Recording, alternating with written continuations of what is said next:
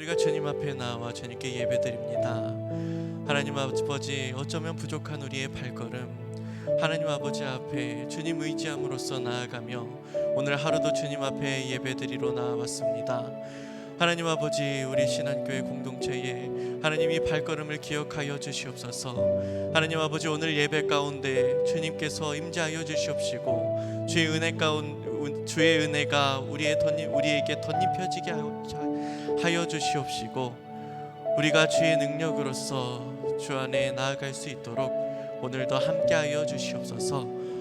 이 모든 것 주님께 맡겨오며 살아계신 예수님 이름으로 기도드립니다. 아멘.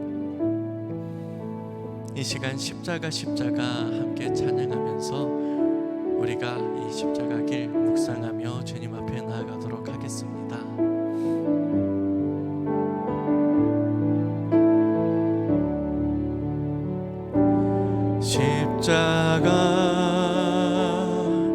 십자가 그 위에 나 죽었네. 그 사랑 내 속에 강같이 흐르. 다시 한번 고백합니다. 십자가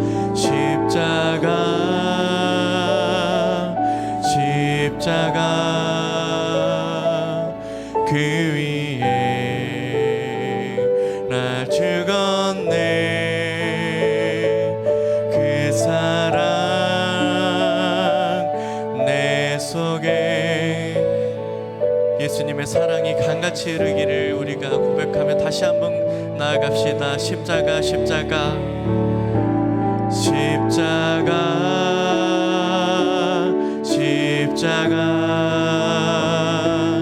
그 위에 나 죽었네. 그 사랑 내 속에 강같이 흐르. 그의 생명 내 속에 그의 생명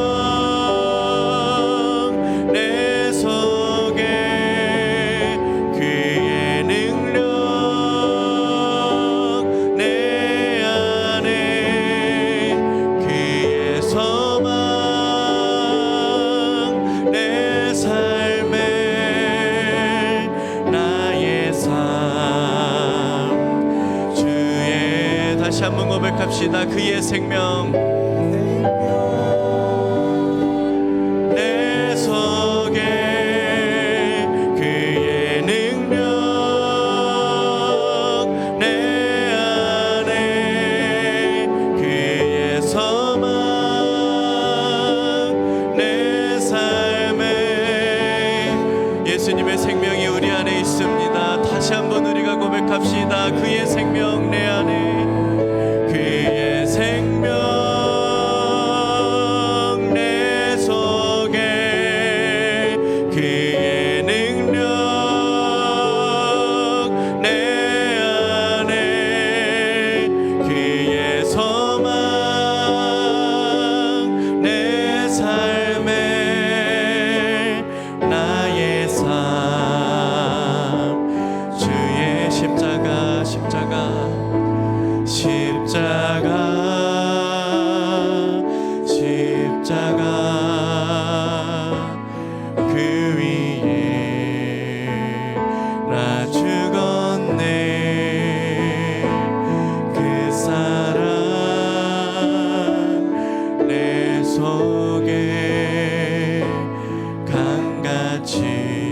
마지막으로 고백합니다. 십자가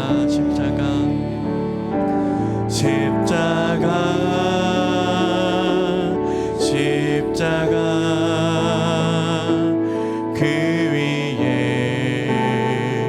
나 죽었네. 그 사랑 내 속에 강같이 흐르. 하시는 하나님께 영광의 박수 올려드립니다. 할렐루야. 아멘.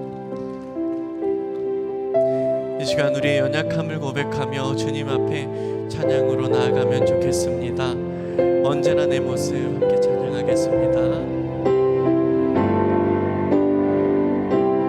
언제나 내 모습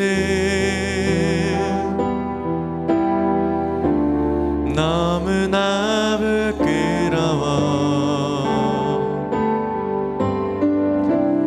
무릎으로 주님께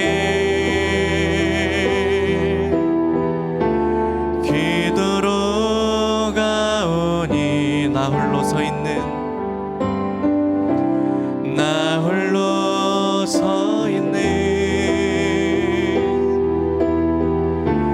죽은 내 영 깨우사 주님만 나를 세워 내 영 살게 고백합시다. 주님 내 안에 주님 내 안에 주님 내 안에 내 안에 계시고 주님 내 안에 주님 내 안에 나를 세워 우리의 연약함을 다시 한번 고백합시다. 언제나 내 모습 언제나 내 모습 너무나 부끄러워 무릎으로 주님께 기도로 가오니 나 홀로 서 있는 나 홀로 서 있는 죽은 내 영 깨우사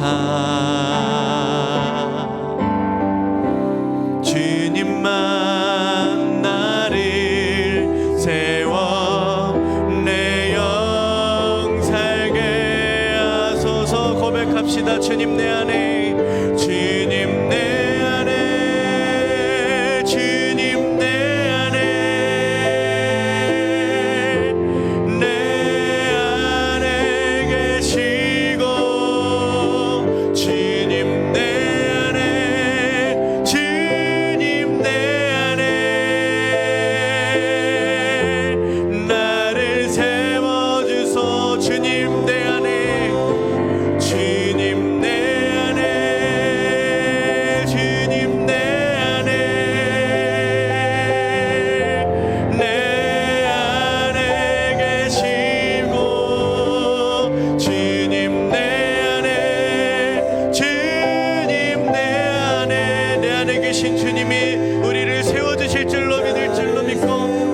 고백합시다. 주님 내 안에 주님 내 안에 주님 내 안에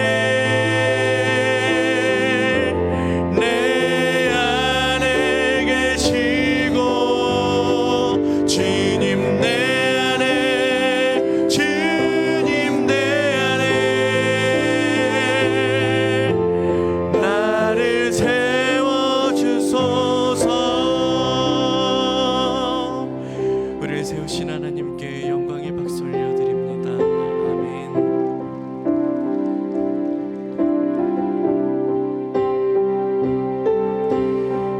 이 시간 정결한 마음으로 주님 앞에 나아가기를 고백하며 나아갑시다. 정결한 마음 주시옵소서. 정결한 마음 주시옵소서.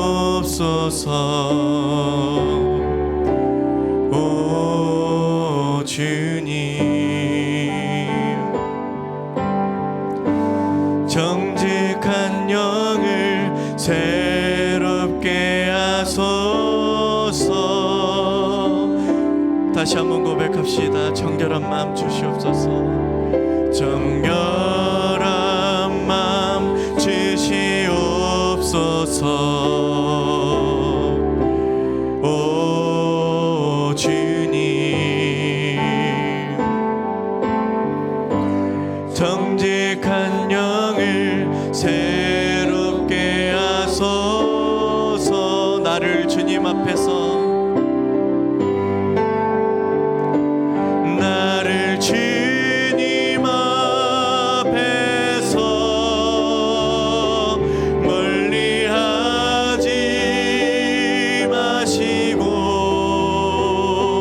주의 성령을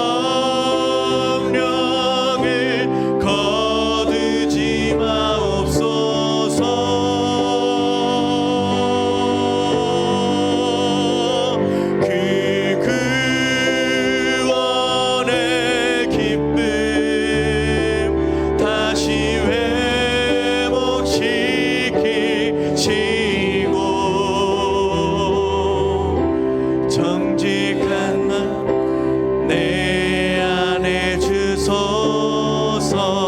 다시 한번 고백합니다. 정결한 마음 주시옵소서.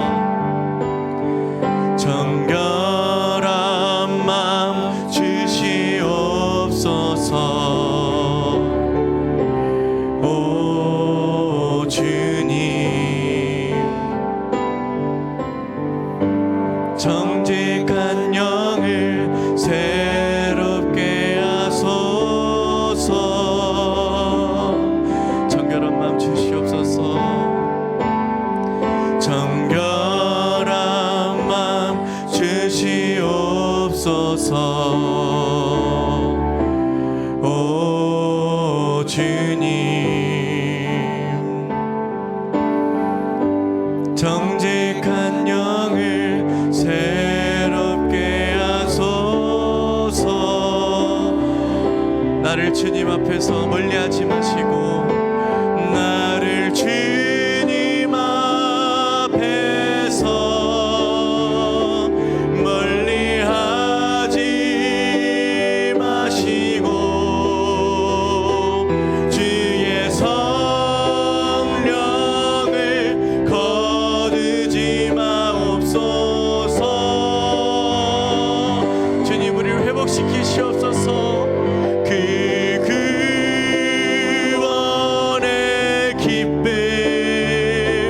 다시 회복시키시고,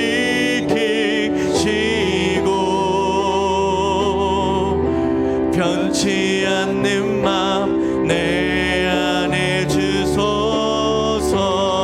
다시 한번 전심으로 고백하며 나아갑시다. 나를 주님 앞에서, 나를 주님 앞에서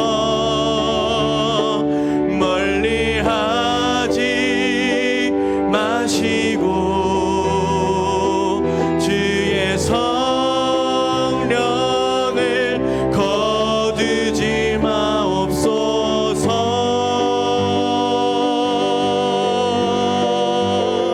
그 구원의 기쁨 다시 회복시키시고, 변치 않는 마음 내 안에 주소. 이 시간 함께 기도하며 나아가겠습니다. 하나님, 오늘 우리가 예수 그리스도의 그 고난의 길 함께 따라가기 위하여 이 자리에 나왔습니다. 하나님, 우리의 발걸음이 예수 그리스도의 십자가 그 길을 따라가는 길이 되게 하여 주시옵소서. 오늘 예배 가운데 주님께서 온전히 임재하여 주시옵시고, 우리 예배 가운데 성령 충만함이 있게 하여 주셔서 우리가 주 안에 거룩하게 세워지는 시간 되게 하여 주시옵소서. 그리고 오늘 모든 시간 가운데, 그리고 말씀 전하시는 목사님 가운데 능력에 능력을 더하여 주셔서 우리 가운데 주의 말씀이 심기고 주의 십자가 그 사랑이 우리 가운데 넘치게 하여 주시길 주님께 동성으로서 기도하며 나아가도록 하겠습니다. 기도하겠습니다. 아버지 하나님, 오늘 주님께서 우리를 이 주의 십자가 사역 걸어가게 하시며 주님 감사합니다. 하나님, 우리가 주의 길 걸어갑니다. 하나님 아버지, 오늘 우리가 걸어가는 그 길이 주의 길이 되게 하여 주시옵시고, 주의 은혜로 우리를 덧입혀 주시옵시고, 우리가 주님의 그 사랑을 본받는 자가 되게 하여 주시옵소서. 하나님 아버지, 오늘 모든 상황 가운데 주님의 은혜가 있게 하여 주시옵시고, 인도하여 주시고 함께 하여 주시옵소서.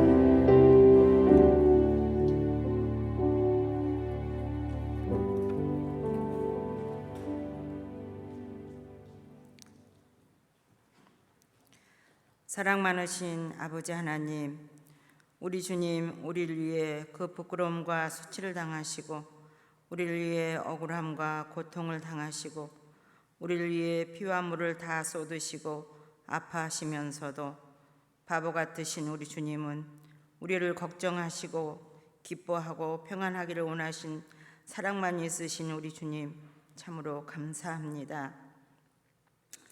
만입이 있어도 할 말 없는 죽을 수밖에 없는 저희들을 그 험한 고통을 당하시면서도 사랑하신 주님, 그 사랑을 저희들에게도 그 따뜻한 사랑이 있기를 원합니다. 날마다 깨닫는다 하면서도 내 뜻과 내 생각, 내 방법 버리지 못하여 적당히 타협하며 늘 우리 주님 마음 아프게 하고 성쾌함을 해게 합니다. 용서하여 주시옵소서. 우리를 깨닫게 하기 위해 고난당하신 주간에 7인 7색 특별 집회를 열어주셔서 감사합니다. 귀한 기회 주셨사오니 시간마다 참여하여 한 심령도 거저왔다 거저가지 않도록 눈도 귀도 마음도 열어주시옵소서. 아닌 것 같지만 되게 하신 주님을 만나는 귀한 시간 되게 하여 주시기를 믿습니다.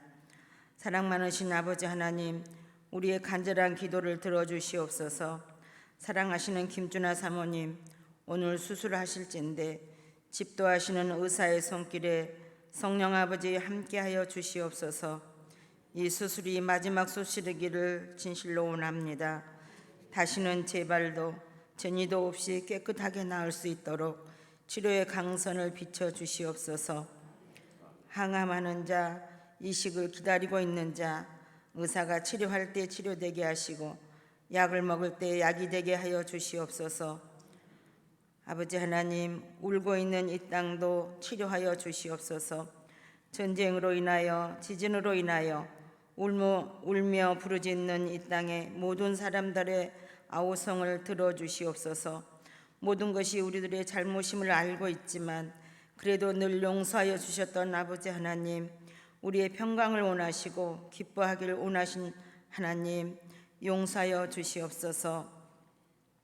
아버지 하나님, 이번 항종직 선거를 준비하는 우리 되게 하여 주시옵소서. 원하는 대로 되었다고 교만하지 말게 하시고 안 되었다고 실망하지 않게 하여 주시옵소서. 모든 것을 하나님을 인정하게 하여 주시기를 믿습니다. 이 시간 약함이 강함을 이기다라는 말씀 들고 서신 손희선 목사님 위에 함께하여 주시옵시고 하늘의 크고 은밀한 것을 알게 하여 주옵소서. 찬양으로 영광 돌릴 여전도 회원들을 축복하여 주시기를 믿사오며 우리의 죄를 대속하시고 구원해 주신 예수님의 이름으로 기도합니다. 아멘.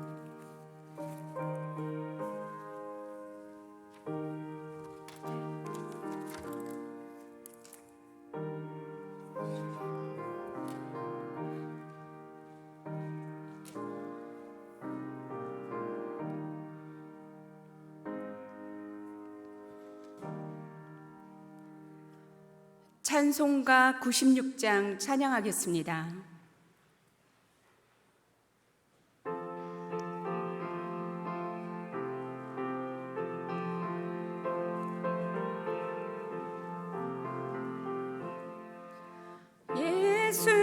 예수님은 누구신가? 우는 자의 위로와 없는 자의 풍성이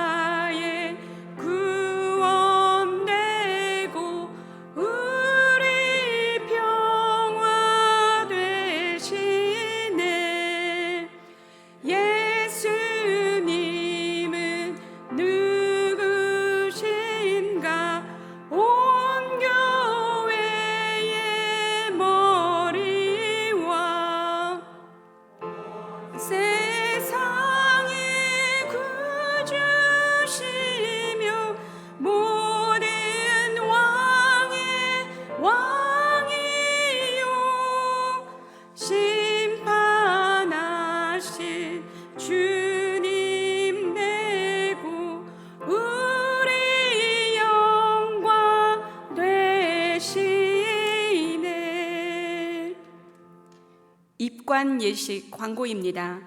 오교구 504구역 임봉길 집사, 김옥란 집사의 친정 모친 되시는 고 나연순 집사님의 입관 예식이 오늘 오후 2시 9호전 장례식장 302호실에서 있습니다. 교회에서는 오늘 오후 1시 45분에 출발합니다.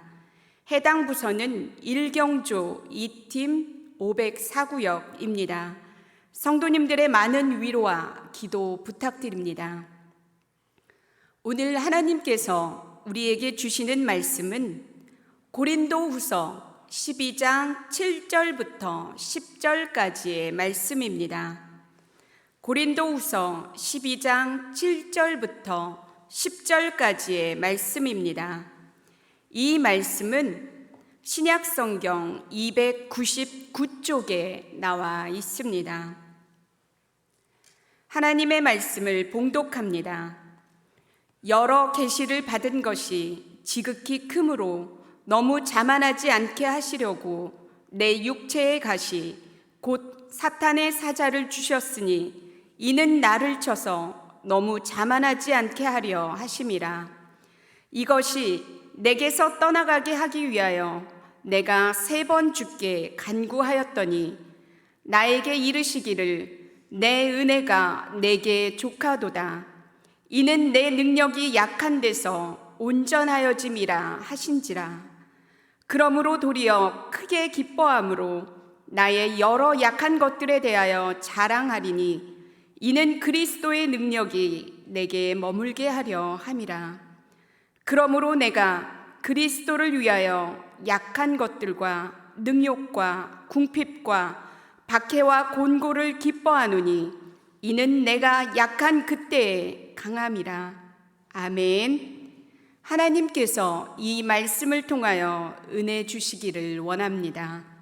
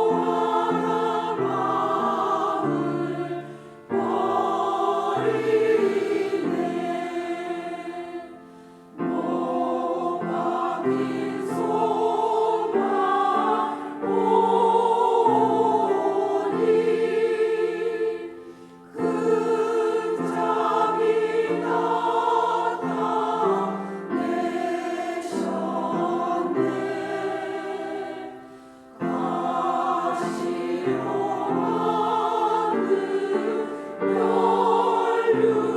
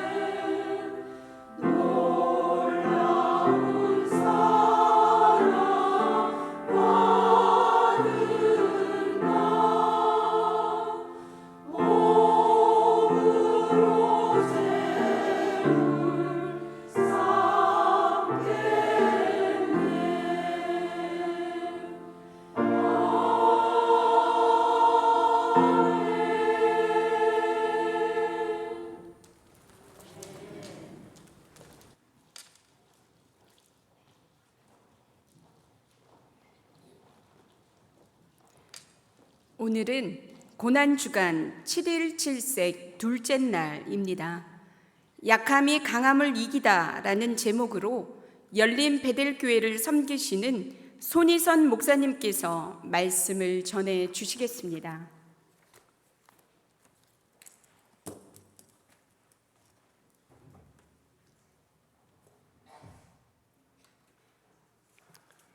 네,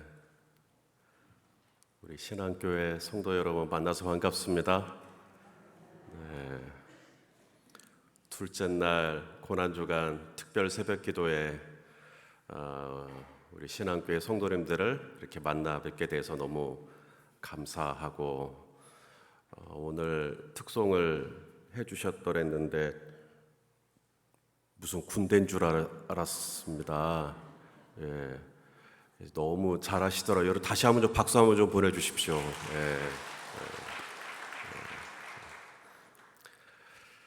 오늘 우리 사모님 수술하시는 날이죠. 또 이 일을 위해서 또 우리 권사님들이 또 기도하시고 또 우리 성도님들은 또 계신 곳에서 또 다양한 방법과 모양으로 또 기도하시고 저희 7인 7색 형제 교회들도 같이 기도하고 있습니다. 저희가 이 7인 7색 고난주간 특세를 위해서 준비하는 시간이 한 2달 정도 됩니다. 2월 달에 모여서 함께 주제를 정하고 또 본문과 또 그 제목과 그리고 설교 원고가 거의 한 달 전부터 나옵니다. 그 다음부터는 계속해서 이제 이것을 위해서 준비하고 기도하고, 우리 정준 목사님도 사실 이번 7인 7색을 위해서 원고까지 다 나왔어요. 설교 다 하시는 줄 알았고 그렇게 팜플렛도 진행이 됐고 홍보도 다 그렇게 됐고 팜플렛까지 다 나왔는데 지난주 금요일 날 이제 갑작스럽게 도저히 안 되겠다고 이제 그렇게 말씀하셨습니다. 정준 목사님이 마음이 많이 무거우셨던 것 같아요. 충분히 이해가 되고, 그래서 저희 형제 교회들도 함께 기도하고 있습니다. 우리 성도님들도 또 기도하고 계시겠지만 하나님께서 불쌍히 여겨주시고 깨끗하게 상처를 치유하시고, 그래서 우리 신앙교회 성도님들에게 큰 기쁨이 되실 수 있기를 주님의 이름으로 축복합니다. 우리 옆에 있는 분에게 인사 나누시겠습니다. 사랑하고 축복합니다. 한 번 더요. 오늘 좋은 일이 있을 것입니다. 아멘입니까? 자, 오늘 저랑 같이 함께 나눌 말씀의 제목이 뭐죠? 약함이 강함을 이긴다. 당연히 강함이 약함을 이겨야 될 텐데 십자가에서 오히려 약함이 강함을 이기는 역설이 일어났다는 말씀을 이제 나누려고 합니다. 아놀드 토인비라고 하는 역사학자가 사도 바울을 이야기하기를, 바울을 태운 배에는 문명이 함께 실려 있었다라는 말을 남겼습니다.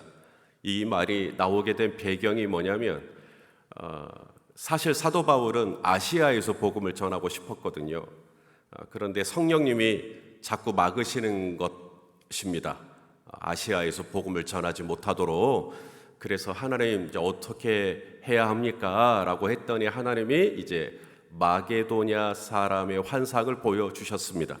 마게도냐 사람이 이제 손짓을 하면서 건너와서 우리를 도우라. 그 환상을 보고 사도 바울이 우리 전도팀 일행을 유럽으로 인도하시는구나 하고 이제 보스포러스 해협을 건너서 유럽으로 이제 가시게 되는 겁니다. 그 유럽에 갔더니 제일 처음 만난 도시 이름이 뭐냐면 빌립보였어요.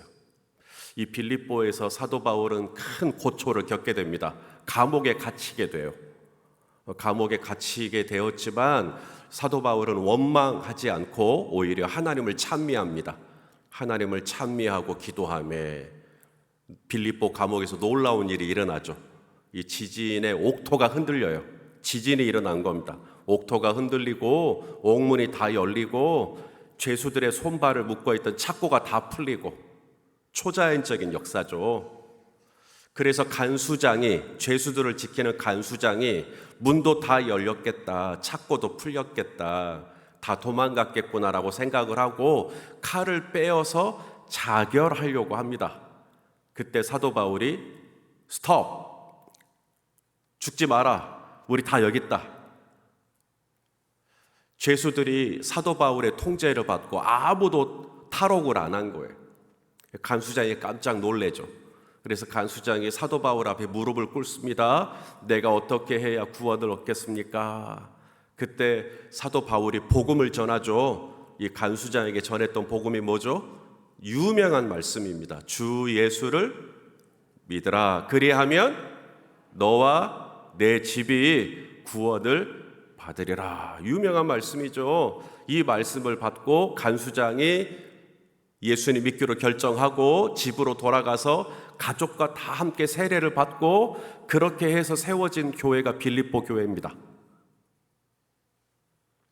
그렇게 유럽에 최초로 세워진 교회, 빌립보 교회가 세워진 이후에 데살로니가 교회, 고린도 교회 다 유럽에 세워진 교회입니다. 이처럼 유럽의 교회가 하나, 둘, 셋 이렇게 생겨나니까 점점점 복음이 퍼지겠죠. 그래서 복음이 어디까지 가냐면 저기 해가 지지 않는 나라 영국에까지 복음이 들어가요. 그리고 영국에 들어간 복음은 대서양을 건너서 미국으로 들어가게 됩니다. 미국으로 들어간 복음은 태평양을 건너서 150년 전에 우리나라에까지 복음이 전해지게 되었고 저와 여러분에게까지 전해지게 되었고 그래서 오늘 이 고난주간 특세 둘째 날 우리가 함께 그리스도 안에서 만나는 줄로 믿습니다. 사도 바울이 한 것은 복음을 전한 거예요. 주 예수를 믿으십시오. 그리하면 당신과 당신의 집이 구원을 얻을 것입니다. 복음을 전했을 뿐인데 이 복음이 로마를 바꿔요. 이 복음이 영국을 바꿔요. 이 복음이 미국을 바꿔요. 이 복음이 대한민국을 바꿔요. 바울을 실은 배에는 바울만 탄 게 아니었던 거죠. 바울이 드로아에서 배를 타고 유럽으로 가는 순간 세계 문명이 바뀌는 역사가 그 배 안에 있었던 겁니다. 그러므로 바울을 태운 배에는 문명이 함께 실려 있었다라고 말했던 아놀드 토인비의 통찰은 틀린 게 아니었죠. 이런 의미에서 보면 사도 바울은 약한 사람 아니에요. 사도 바울은 강한 사람이죠. 왜냐하면 대륙을 바꾼 사람 아닙니까? 나라를 바꾼 사람 아닙니까? 도시를 바꾼 사람 아닙니까? 이런 영향력을 가진 사람이 어떻게 약한 사람입니까? 또 사도 바울의 고백에 의하면 바울은 자기 자신을 가리켜서 나는 히브리인 중에 히브리인이요 바리새인 중에 바리새인이요 빌립보서 3장에 보면 나는 율법으로는 흠이 없었다라고 고백을 합니다. 대단한 고백이거든요. 어떻게 율법으로 흠이 없습니까? 율법으로 흠이 없었대요. 그만큼 열심히 살았다는 이야기이기도 하겠죠. 사도 바울이 도대체 율법을 어디서 배웠나 했더니 가말리엘, 당대 최고의 랍비인 가말리엘에게서 배웠어요. 우리가 학교 어디 나왔어요? 라고 묻듯이 당대에는 율법을 어디서 배웠어요? 라고 물어요. 가말리엘에게서 배웠습니다 라고 하면 당시에 우리로 말하자면 서울대 출신입니다, 뭐 하버드대 출신입니다 이런 뜻이거든요. 최고의 석학에게서 배운 겁니다. 약한 사람 아니에요. 배운 사람이고요. 강한 사람입니다. 뿐만 아니라 바울은 길리기아 다소에서 태어났어요. 거기는 로마의 속국이에요. 그래서 바울은 태어나자마자 유대인이었지만 로마의 시민권도 가지고 있어요. 유대인이기 때문에 아람어가 능통합니다. 당연하겠죠. 동시에 로마 사람이기 때문에 헬라어도 잘해요. 아람어도 잘하고 헬라어도 잘하고 이중 언어가 자유로워요. 우리도 앞에 있는 누군가가 한국말도 잘하는데 막 영어도 잘하고 하면 우와 쉽잖아요. 사도 바울이 꼭 그랬어요. 그러니 사도 바울은 약한 사람 아니죠. 배운 사람이고 똑똑한 양반이고 정말 잘나신 분이에요. 바울이 가는 곳은 다 바뀌어요. 도시가 바뀌고 나라가 바뀌고 대륙이 바뀌고 바울을 실은 배에는 문명이 실려 있었고 어떻게 그런 그가 약한 사람이겠어요. 그런데 사도 바울은 고린도 후서에 보니까 나는 약한 것들 외에 자랑하지 않겠다. 우리 5절 말씀을 같이 한번 볼까요, 여러분? 자, 5절입니다. 시작. 내가 자랑하겠으나 나를 위하여는 어떤 것 외에, 약한 것들 외에 자랑하지 아니하리라. 우리가 볼 때는 충분히 강하신 분이신데 사도 바울은 자기가 약하다고 고백합니다. 바울이 어디가 약해요? 배움이 약해요? 영향력이 약해요? 어디가 약해요? 출신이 약해요? 신분이 약해요? 약한 거 없는 것 같아요. 그런데 사도 바울은 나는 약하다라고 고백을 합니다. 나는 약한 것 외에는 말할 게 없다. 어디가 그렇게 약한가 봤더니 이제 오늘 본문에 들어가서 바울이 고백하는 게 뭐냐면 몸이 아프대요. 육체의 가시, 내 육체에 가시가 있대요. 이거 몸이 아프다는 얘기거든요. 우리 7절 말씀을 같이 한번 읽어보겠습니다. 시작. 여러 계시를 받은 것이 지극히 크므로 너무 자만하지 않게 하시려고 내 육체에 가시 곧 사탄의 사자를 주셨으니 이는 나를 쳐서 너무 자만하지 않게 하려 하심이라. 바울의 육체에 뭐가 있었대요? 가시. 우리 신앙교회 성도님들도 혹시 가시에 찔려본 적 있으세요? 예, 아프죠? 여기 우리말로 번역된 가시라는 이 단어가 원어로는 낚싯바늘이라는 뜻입니다. 낚싯바늘에 찔려 보셨어요? 이 물고기가 낚싯바늘에 이렇게 꿰면 아프니까 파다닥거린단 말이죠. 몸부림을 치면 칠수록 오히려 낚싯바늘에 깊이 들어가죠. 내 육체에 가시가 있었다, 내 육체에 낚싯바늘이 있었다는 말은 도무지 해결되지 않는 질병이 있었다는 얘기거든요. 어떤 약을 먹어도 어떤 의원을 만나도 해결이 되지 않는 어떤 육신의 가시가 있었대요, 사도 바울에게. 고질적인 질병이 늘 그림자처럼 따라다녔다는 이야기죠. 그게 뭔지는 몰라요, 아무도. 왜냐하면 바울이 그렇게 많은 편지를 남겼지만 그 편지에 단 한 곳에도 본인이 앓고 있는 병명을 기록하지는 않았어요. 나 이렇게 아프다, 어디가 아프다 이런 얘기는 안 했어요. 다만 중간중간 바울이 쓴 서신의 내용을 추측해 볼 때 이런 병을 앓지 않았을까? 이런 문제가 있지 않았을까? 추측해 볼 만한 근거들이 될 수 있는 구절들을 몇 구절 있지만 정확한 병명은 몰라요. 하지만 바울은 고린도후서 12장에서 분명히 말하기를 내 육체에 뭐가 있다? 가시가 있다. 내 몸에 아무리 해도 낫지 않는 불치의 어떤 병이 있다고 지금 이야기하고 있는 겁니다.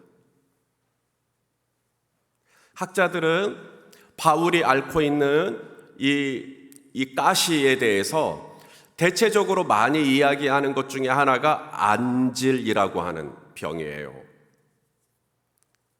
그도 그럴 것이 사도 바울이 처음 다메섹에 가다가 예수님 만났을 때 큰 빛에 둘러싸이잖아요. 환한 빛에 둘러싸여 가지고 순간적으로 바울의 눈이 멀어버립니다. 너무 밝으니까. 그래서 사람들의 손에 이끌려서 다메섹에 가게 되는데 다메섹에 사는 아나니아라고 하는 제자가 바울에게 안수를 하죠. 그래서 바울의 눈에서 뭐가 벗겨져요? 잘하시네요. 비늘 같은 게 벗겨졌을 때 전문가들의 의견은 비늘이 벗겨졌다라는 말은 바울의 망막이 손상됐을 거라는 것을 이야기한다고 해요. 그러면 망막이 손상됐기 때문에 뭔가 이렇게 보는 것에 있어서 시력적인 부분에 있어서 어떤 문제가 있었겠지요. 또 그것을 추측해 볼 수 있는 게 갈라디아 교회에 쓴 편지에 이런 내용이 나와요. 갈라디아서 4장 15절 말씀을 한번 또 읽어볼까요? 시작. 너희의 복이 지금 어디 있느냐? 내가 너희에게 증언하노니 너희가 할 수만 있었더라면 뭐라 그래요? 뭘 빼서? 너희의 눈이라도 빼서 나에게 주었으리라. 갈라디아 교회 성도들이 얼마나 바울을 사랑하냐면 본인들의 눈을 빼서 바울에게 주고 싶었대요. 자, 그러면 그 많고 많은 장기 중에 왜 눈을 빼서 주고 싶었을까? 이제 추측을 해보는 거죠. 그것은 갈라디아 교회 성도들이 평소에 사도 바울이 눈 때문에 고생한다는 걸 알기 때문에 본인들의 눈을 빼서 주고 싶었던 게 아닐까? 이렇게 추측을 하는 겁니다. 그게 정확히 뭔지는 모르겠어요. 그리고 이 눈 때문에 바울이 얼마나 심란한지, 이 눈이 어떻게 가려운지, 눈이 어떻게 아픈지, 이 눈 때문에 잠도 제대로 못 이루고, 눈 때문에 이 글도 잘 못 쓰고, 그래서 사도 바울의 이 편지를 다 대필, 누가 옆에서 써줬다고 하잖아요. 눈이 안 좋으니까, 이 눈에 무슨 문제가 있으니까. 그게 뭔지는 모르지만 갈라디아 교회 성도들이 자신들의 눈을 빼서 주고 싶었을 만큼의 사도 바울이 사역을 하는 동안에 이 눈으로 인한 고통이 있었을 거다. 그래서 안질 혹은 또 다른 학자들은 간질을 앓았을 거다. 담석증을 앓았을 거다. 어떤 학자들은요, 나병을 앓기도 했다. 또 난청을 겪었다. 말더듬이었다. 말라리아, 열병을 앓았다. 편두통을 늘 안고 살았다.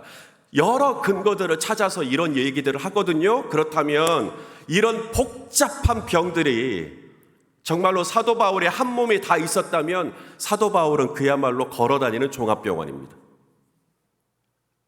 이런 많은 질병들이 바울에게 있었다라는 거죠. 우리가 볼 때는 바울은 충분히 강한 사람인데, 잘나신 분이고 배우신 분이고 영향력도 있으시고 출신도 좋으시고 영어도 언어도 정말 너무너무 잘하시고 너무너무 똑똑하신 분이신 것 같은데 바울은 나는 약하다. 왜 약하다고 말씀하시지? 하고 들어보니까 본인의 몸이 안 좋다는 거예요. 본인의 몸에 가시가 있다는 거예요. 아무리 해도 약을 먹어도 의원을 만나도 해결되지 않는 어떤 육체의 질병이 늘 내 몸에 붙어 있다. 그래서 내가 사역할 때마다 나는 이 약한 질병 때문에 늘 넘어진다.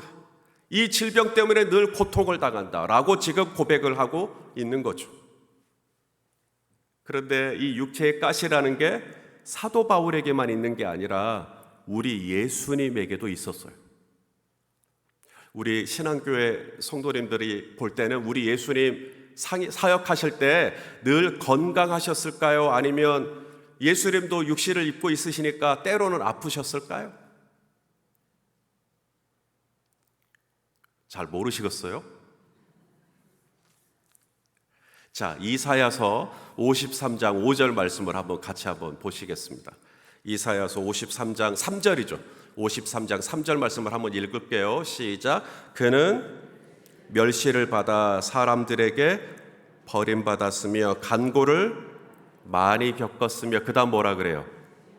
질고를 아는 자라. 질고가 병이죠. 질고가 아픈 거거든요. 우리 예수님 아프셨대요. 질고를 아는 자라라는 말은 머리로 알고 몸은 괜찮다는 뜻이 아니고요. 히브리어로 아는 자라고 하는 것이 야다. 이것은 몸으로 겪은 것만을 의미하는 겁니다. 그래서 우리 개역 개정에서는 번역을 할 때 질고를 아는 자라라고 번역을 했는데요. 또 여러 성경의 번역들이 있는데 우리말 성경 번역을 보시면 이렇게 번역이 되어 있어요. 따라서 할까요? 언제나 병을 앓고 있었다. 이렇게 번역을 하고 있습니다. 그게 원어에 더 가까워요.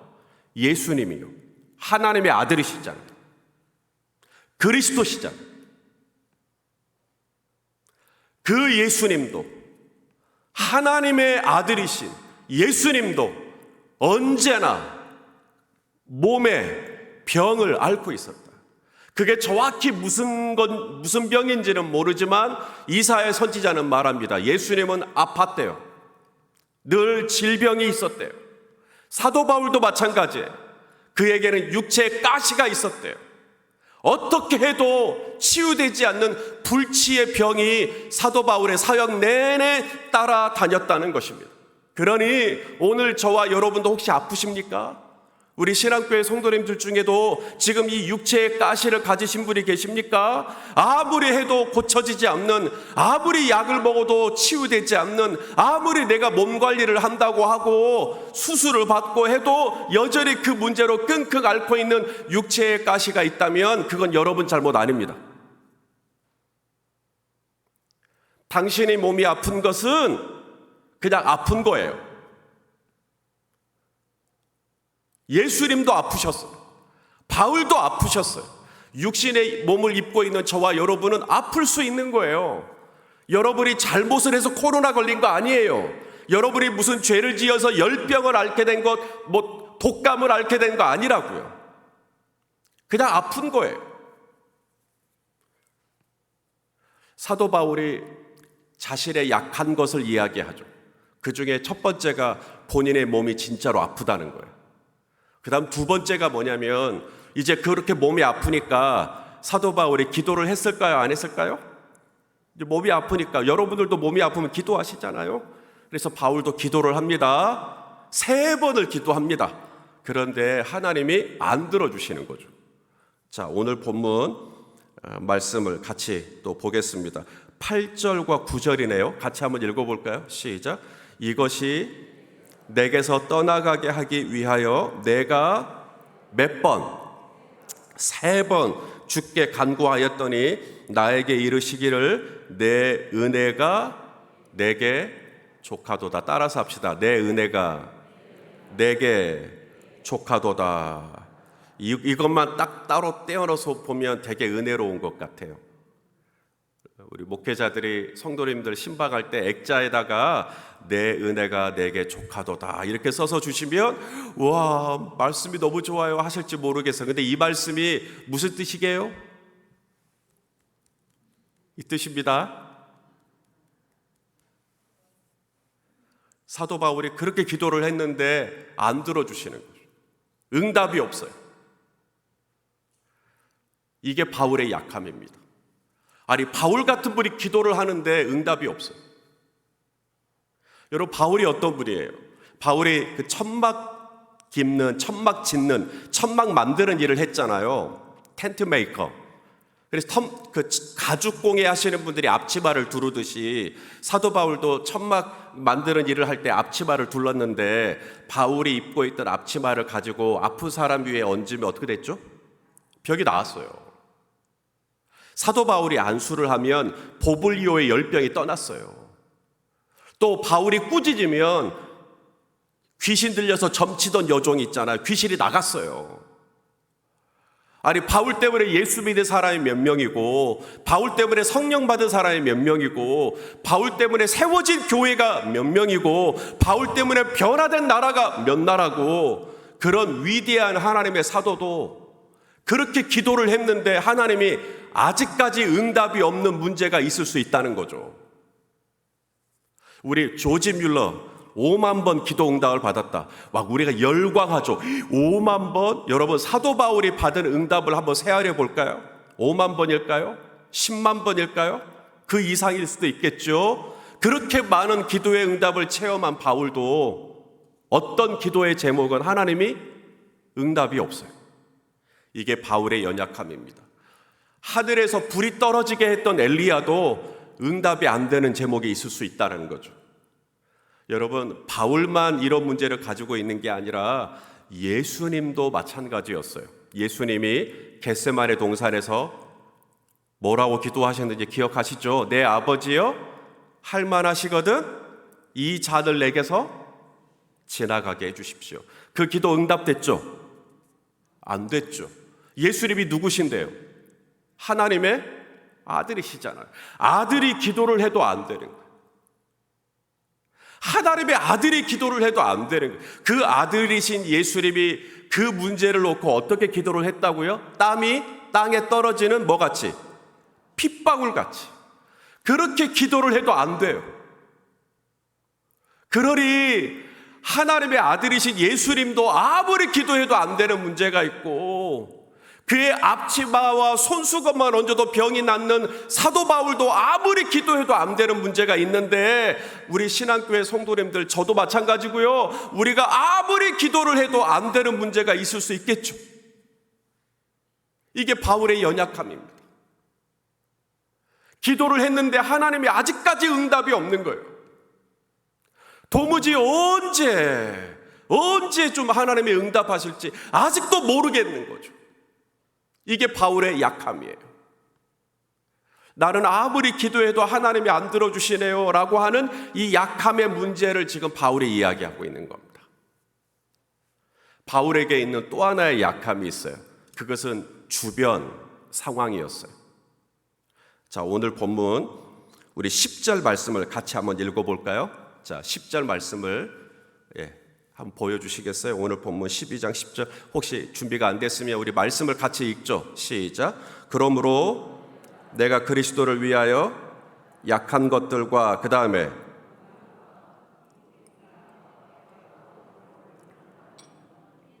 기뻐하노니 이는 내가 약함 그때에. 자, 사도 바울이 날마다 경험하고 있는 게 어떤 거예요? 능욕과 궁핍과 박해와 곤고를 지금 기뻐한대요. 여러분, 이게 기뻐할 제목이에요? 능욕이요. 능욕이 뭐죠? 누가 나한테 욕을 한 겁니다. 능욕이요. 누가 나를 무시한 거예요. 누가 나를 깔본 겁니다. 누가 나를 업신여긴 거죠. 누가 나를 은근히 무시하는 것 같을 때 기분 좋으시죠? 김 집사가 나를 무시해서 할렐루야. 아니잖아요. 누가 나를 능욕하는데 기쁠 사람 없죠. 그 다음에 궁핍이요. 배가 고파요. 진짜로 먹을 게 없어요. 하루하루 어떻게 살아야 될지 너무 막막해요. 궁핍이요. 경제적인 문제입니다. 그런데 기뻐해요. 박해요. 여러분, 누가 나를 괴롭힌대요. 누가 나를 보면 나를 못 잡아먹어서 안달이에요. 누가 나에 대해서 늘 뒤에 가서 사람들에게 수군수군 거린대요. 나에 대해서 안 좋은 얘기를 막 하고 다닌대요. 나를 비방을 한대요. 나를 뒤에서 이렇게 험담을 한다네요. 나를 늘 못살게 굴고 나에 대해서 안 좋은 얘기하고 다니고, 그러면 기분이 좋으시죠?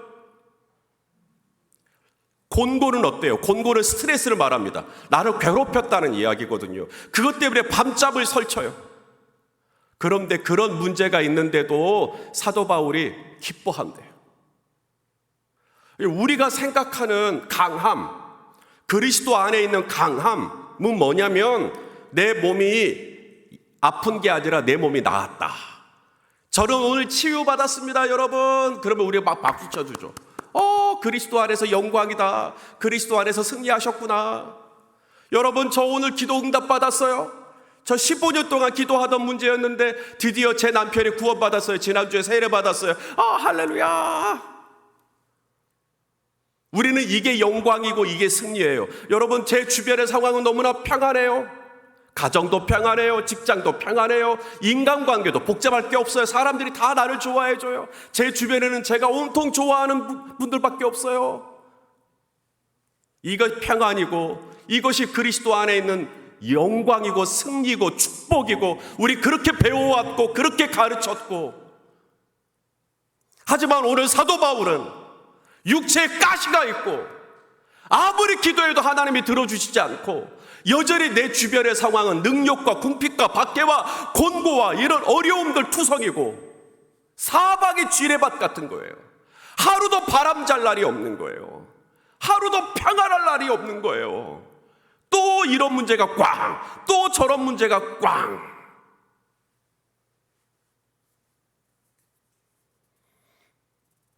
자, 이런 상황이라면, 우리 중에 대개의 경우 이런 상황이라면 얼굴이 어두워지겠죠.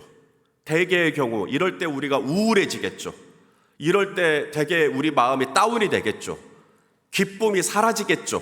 일반적인 경우라면. 그런데 오늘 사도 바울은 도리어 크게 기뻐한다고 고백합니다. 놀라운 고백이죠.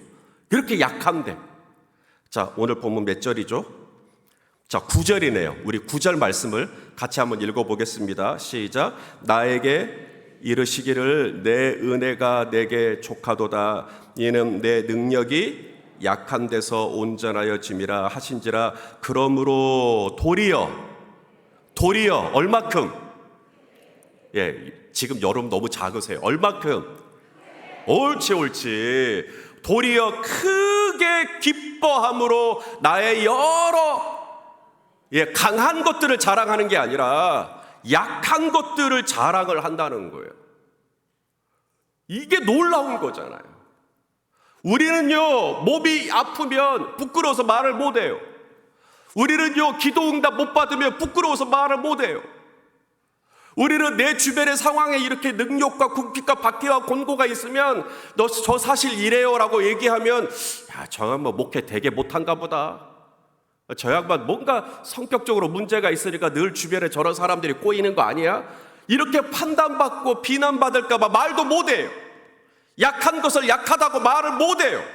그래서 우리는 아픈데도 안 아픈 척, 기도응답을 아직 못 받았지만 기도응답 받는 척, 내 주변의 상황은 이렇게 어렵지만 나는 아무렇지 않은 척 SNS에다가 막 올리죠. 사진 올리고 글 올리고 나는 평안하다 이거예요. 나는 지금 잘하고 있다 이거예요. 천만의 말씀. 약한 것들이 있는데, 지금도 풀리지 않는 문제가 있는데, 지금도 해결되지 않은 아픔이 있는데 나는 괜찮다. 하지만 오늘 사도 바울은 자신의 약한 것들을 부끄러워하고 숨기고 없는 척하는 게 아니라 진짜로 기뻐해요. 크게 기뻐해요. 어떻게 이런 일이 있을 수가 있죠? 우리가 이 고난주간에, 이 순환주간에 우리 안에 이 몸에 아프신 분들, 우리 안에 여전히 아무리 기도를 해도 해결이 되지 않는, 응답이 되지 않는 어떤 문제들, 내 주변의 이 복잡한 상황들 속에서도 우리가 오늘 바울이 경험하고 있는 도리어 큰 기쁨이 나의 기쁨이 될 수 있다면 얼마나 좋을까요? 이 여러 약한 것들 중에서도 도리어 큰 기쁨으로 기뻐하고 있는 이 사도 바울이 가지고 있던 이 기쁨, 목사님, 저도 그 기쁨이 내 안에 있었으면 좋겠네요. 저도 내 육체에 가시가 있고, 저도 지금까지 수십 년 기도를 해도 응답되지 않는 문제가 있고, 여전히 내 주변의 상황은 복잡하고 어렵지만 사도 바울이 가지고 있었던 이 도리어 크게 기뻐함으로의 이 기쁨이 저에게도 있었으면 좋겠네요. 원하시면 아멘 해주십시오. 자, 그러면 이 비밀을 이제 가르쳐 드리겠습니다. 7절 말씀을 같이 한번 읽겠습니다. 자, 7절 말씀입니다. 시작. 여러 계시를 받은 것이 지극히 크므로 너무 가시 곧 사탈의 사자를 주셨으니 이는 나를 쳐서 너무 자만하지 않게 하려 하심이라. 이게 뭐죠? 이게 해석입니다. 사도 바울이 그렇게 기도했다 그랬잖아요. 이것이 떠나가기를, 이 병이 낫기를 내가 주께 3번 기도하였더니 그 기도를 하고 난 다음에 주님이 주신 이해, 주님이 주신 해석, 주님이 주신 통찰이 있었어요. 그게 뭐냐면 하나님이 왜 내 육체에 가시를 주셨는지 이해가 되어지기 시작한 겁니다. 그게 뭐냐면 나를 겸손하게 하시려고. 내 몸이 하나도 안 아픈 거죠. 내 몸에 문제가 하나도 없는 거예요. 나는 하나도 안 아파요. 그러면 어떻게 될 것 같아요? 하나님께 늘 영광 돌리고 살 것 같죠. 그런데 몸이 아프니까 교만할 수가 없는 거예요. 몸이 약하니까 까불 수가 없는 거예요. 내가 만일에 몸이 하나도 안 아팠다면 내가 이 건강 가지고 하나님 앞에 겸손한 게 아니라 오히려 얼마나 내가 교만해졌을 것이냐. 내가 이 하나님이 주신 이 건강 가지고 얼마나 내 마음대로 살았을 것이냐. 하나님이 주신 건강 가지고 이것이 마치 내 힘과 내 능력과 내 지혜로 이렇게 건강한 것처럼 착각해가지고 얼마나 방자하게 살 것인가. 하지만 하나님이 내 육체에 가시를 주심으로 말미암아 그 가시 때문에 늘 기도할 수밖에 없는 거예요. 저도 여러분에게 일일이 말씀드리지는 못하지만 제가 우리 교회에서도 그렇지만 이 강단에 올라올 때마다 얼마나 간절하게 기도하는 제목이 있어요. 그것은 제 육신의 질병과도 관련이 있어요. 저는 그것 때문에 지금도 약을 먹고 올라왔고 늘 하나님 앞에 기도할 수밖에 없어요. 그 육신의 질고가 저를 이 강단에 올라올 때마다 겸손하게 만들어줘요. 그 육신의 가시가 지금도 하나님 앞에 늘 거룩한 긴장감을 갖게 만들어줘요. 그 육신의 가시가 있기 때문에 어디 가서 제가 까불지를 못해요. 사도 바울이 하나님이 내 육체에 이 낚싯바늘 같은 가시를 주신 게 순간순간 주님 의지하라고 나에게 주신 거구나. 내 영혼이 자만해질까봐, 내 영혼이 거만해질까봐, 내 영혼이 여러분, 사람이요 망하는 거요 돈 없어서 망하는 거 아닙니다. 그 훌륭했던 목사님들이 말년에 가서 약간의 부끄러워지고 했던 모든 것은 돈 때문이 아니에요. 여자 때문도 아닙니다. 권력 때문도 아니고요. 많은 주의 종들이 마지막에 가서 추해지는 까닭은 똑같습니다. 교만 때문입니다. 거만해진 거예요. 하지만 사도 바울은요, 그의 서신을 보면 그의 사역 초기에 보낸 서신과 그의 사역 말년에 쓴 서신이 있는데, 그의 사역 말년에 쓴 서신이 디모데전서예요.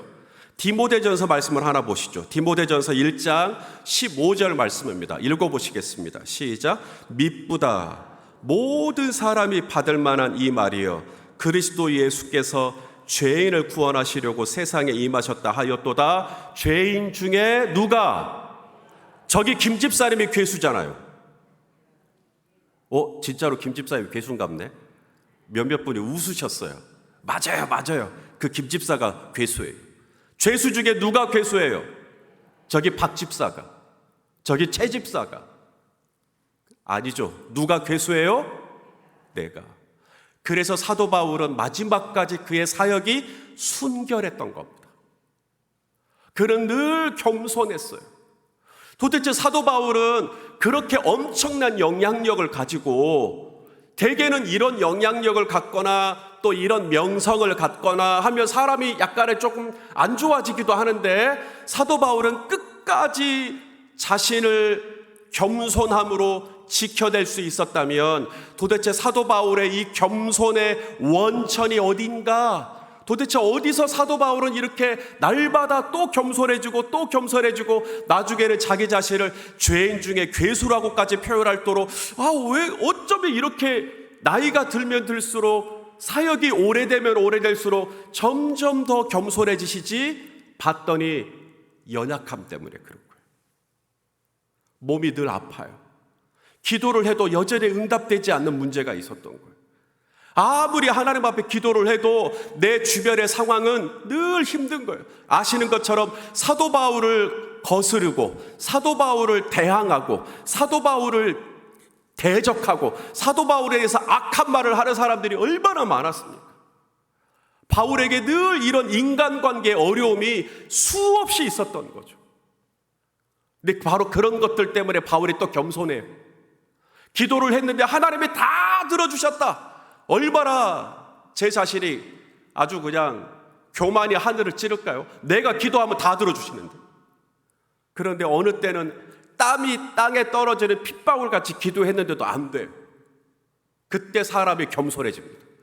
내가 아무리 기도를 해도 안 되는 문제가 있을 수 있구나. 내 인간관계, 내 힘으로, 내 능력으로 인간관계가 돼요. 얼마나 복잡해요. 능력과 궁핍과 박해와 곤고와 이런 복잡한 일들이 하루에도 수없이 툭툭툭툭 터져요. 그럴 때마다 사도 바울은 그래 어찌 내 능력으로 다 돼? 내 성품으로 어찌 다 돼? 내가 아무리 지혜롭게 하려고 해도 나를 오해하는 사람들이 많고, 아무리 내가 하나님 앞에 깨끗하게 살려고 해도 그래 나를 저렇게 비방하는 사람들이 있을 수 있지. 늘 자기 자신을 돌아보고 하나님 앞에서 겸손해지고. 사도 바울은 하나님 앞에서 왜 하나님이 나를 이렇게 약하게 하셨는지, 왜 내 육체에 가시를 주시고 그렇게 이것이 떠나가기를 기도했지만 응답해 주시지 않고 그렇게 내 주변의 상황을 힘들고 어렵게 지금도 하시는지, 내 영혼을 깨끗하게 하시기 위해서 그런 거구나. 내 영혼을 겸손하게 하시기 위해서 그런 거구나. 내 영혼을 더욱더 예수님 닮은 성품으로 아름답게 빚으시기 위해서 그러신 거구나. 하나님이 나를 위해서 그런 거였네. 나를 깨끗하게 하시기 위해서 그런 거였네. 나를 더 겸손하게 하시기 위해서 그런 거였네. 우와, 그렇다면 내가 이 약한 것들 부끄러워할 필요가 없지. 나는 이제 이 약한 것들을 자랑하겠다라고 말한 겁니다. 예수 그리스도 안에서, 십자가 안에서 자신의 이 약함의 문제가 해석이 되기 시작한 것이죠. 혹시 오늘 우리 신한교회 성도님들, 본다에 계신 분들이나 또 온라인으로 또 예배하시는 분들이나 여러분 모두에게 혹여 사도 바울과 같은 연약함의 문제를 가지고 계신 분 계실까요? 몸이 아프신 거죠. 그것 때문에 얼마나 기도를 했을 텐데 아직까지 응답이 없는 거죠. 또 내 주변의 상황이 너무나 곤란하고 힘든 거죠. 제가 예수 그리스도 이름으로 우리 신한교회 성도님들을 축복하고 싶어요. 오늘 사도 바울이 그 모든 연약함의 문제를 예수 그리스도 십자가 안에서 해석을 해냈잖아요. 내 영혼을 깨끗하게 하시기 위해서 그런 거구나. 내 영혼을 겸손하게 하시기 위해서 그런 거구나. 내 영혼이 그래야 기도하니까, 그래야 하나님의 은혜를 의지하니까, 그래야 또 무릎을 꿇으니까, 그래야 또 주님 앞에 나가니까, 나를 더 주님께 붙이시기 위해서 내 몸이 이렇게 약하게 하신 거였구나. 이 새로운 해석이 됨과 동시에 하나님 앞에서 약한 것들을 부끄러워하지 아니하고 약한 것들을 자랑할 수 있었던 것처럼 우리 신앙교회 성도님들에게 십자가의 그 해석의 은혜가 함께 하시기를 예수 그리스도 이름으로 축복합니다. 이것이 되면 우리의 약한 건 약한 게 문제가 되지 않아요. 내가 아무리 약해도, 우리가 아무리 몸이 병약해도, 우리가 아무리 기도를 해도 응답이 되지 않아도, 내 주변에 어떤 능력과 궁핍과 박해와 곤고가 있어도 성도 여러분, 우리 주님은 연약한 저와 여러분을 넉넉히 쓰시기에 충분할 정도로 능력이 많으신 하나님이십니다. 저와 여러분의 연약함은 아무 문제가 되지 않아요. 우리가 몸이 아파요? 하나님은 바울을 쓰세요. 바울이 기도를 했는데 응답이 없어요? 그래도 하나님은 바울을 쓰세요. 내 주변에 그렇게 복잡해요? 그래도 하나님은 바울을 쓰세요. 하나님은 계속해서 바울의 연약함과 상관없이 바울을 통해 일하십니다. 그래서 말씀하신 거예요. 내 은혜가 내게 족하다고. 우리를 족하지 않을지 모르지만 우리 하나님은 저와 여러분을 충분히 사용하실 정도로 충분하신 하나님이십니다. 그러므로 이 고난주간에 예수 그리스도의 십자가를 바라보실 수 있기를 바랍니다. 십자가에서 나의 약함이 재해석돼야 돼요. 십자가에서 나의 약함이 새롭게 보여야 돼요. 그러면 반전의 역설이 시작이 될 것입니다. 이 눈이 열리게 되시기를 예수 그리스도의 이름으로 축원합니다. 기도하시겠습니다. 존귀하신 하나님, 고난주간 둘째 날 우리를 또 이 자리에 불러 모아주시고 나를 위하여 십자가에서 한없이 약해지신 예수님, 나를 강건하게 하시기 위해 친히 질고를 지신 예수님을 묵상할 수 있게, 바라볼 수 있게, 기도할 수 있게 이 기회를 허락하여 주신 것을 진심으로 감사합니다. 사도 바울이 그 연약함 중에서도 그 약함에 눌리지 않고 오히려 그 약함을 예수 안에서 자랑할 수 있었던 것처럼 우리 신한교회 성도님들에게도 나의 이 약함을 십자가 안에서 재해석해낼 수 있도록 지혜와 계시의 영을 허락하여 주시옵시고 마침내 약함이 강함을 이기는 십자가의 반전의 은혜를 우리 모두 허락하여 주시옵소서. 예수님의 이름으로 기도하옵나이다. 아멘.